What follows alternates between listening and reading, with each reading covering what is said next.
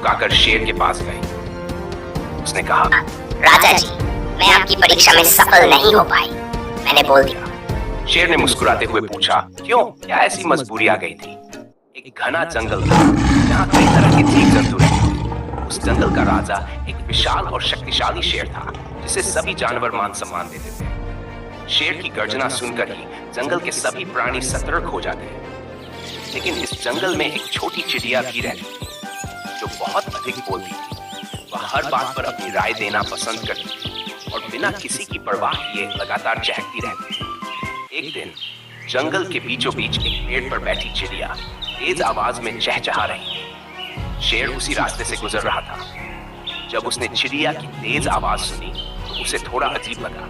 वह रुक गया और ऊपर देखकर गर्जा, इतनी जोर जोर से क्या बोल रही हो? क्या तुम्हें पता नहीं कि यहाँ जंगल का राजा गुजर रहा है? चिड़िया ने तुरंत जवाब दिया, ओह जंगल के राजा प्रणाम, मैं तो बस अपने विचार साझा कर रही थी। शेर ने पूछा, कैसे विचार? चिड़िया ने चहचहाते हुए कहा, मैं जंगल के हालात पर चर्चा कर रही थी। यहाँ कौन क्या करता है, कौन कितना मेहनत करता है और कौन आलसी है, सब पर मेरी नजर रहती है। शेर ने जोर से हंसते हुए कहा, अच्छा तो तुम जंगल की पत्रकार हो? चिड़िया ने उत्साह से जवाब दिया, हाँ बिल्कुल, मैं सबकी बातें सुनती हूँ और सबको बताती भी हूँ। आखिर ध्यान बांटना अच्छी बात है ना? शेर मुस्कुराया लेकिन कुछ नहीं कहा। उसने सोचा कि यह चिड़िया बहुत ज्यादा बोलती है, लेकिन इसे बोलने से कोई रोक भी नहीं सकता। चिड़िया की आदत और जंगल के जानवर। चिड़िया की बातूनी आदत के कारण जंगल के कई जानवर उसे परेशान रहते थे। वह किसी की भी बात सुनती और तुरंत पूरे जंगल में फैला देती। हिरण ने एक दिन कहा, चिड़िया को सब कुछ बताने की जरूरत नहीं होती।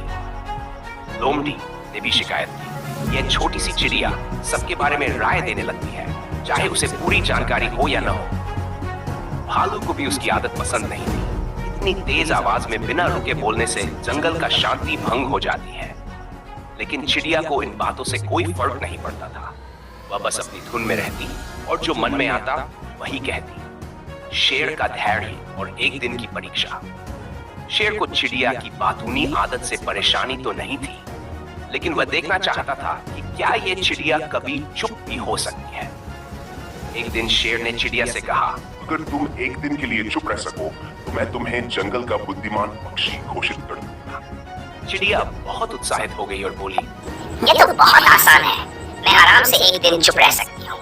शेर ने कहा, ठीक है, कल सुबह से लेकर अगले दिन सुबह तक एक शब्द भी मत बोलना। चिड़िया की परीक्षा शुरू। अगले दिन चिड़िया ने कोशिश शुरू की।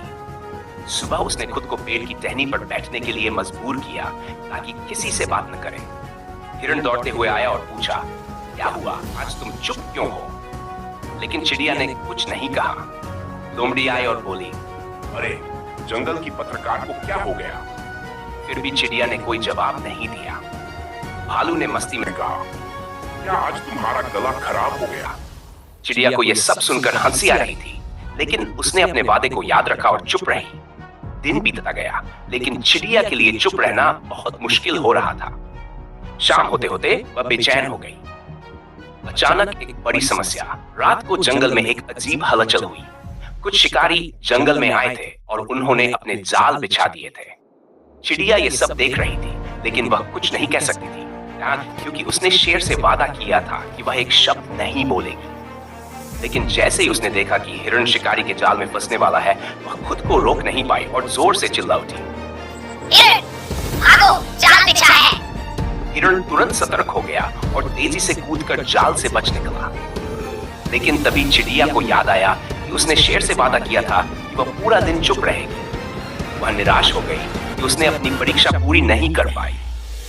शेर की प्रतिक्रिया। सुबह हुई और चिड़िया सिर झुकाकर शेर के पास गई।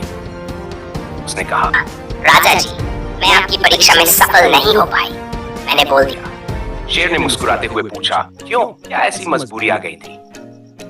चिड़िया ने पूरी घटना सुनाई कि कैसे उसने हिरण की जान बचाने के लिए अपना वादा तोड़ दिया। शेर ने गर्व से कहा, तुमने सही किया।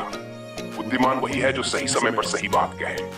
अगर तुम चुप रहती और हिरण की जान चली जाती तो इससे कोई लाभ नहीं होता। चिड़िया खुशी से चहक उठी। तो क्या मैं जंगल की बुद्धिमान पक्षी बन गई? दंगल का राजा शेर और छोटी चिड़िया की कहानी।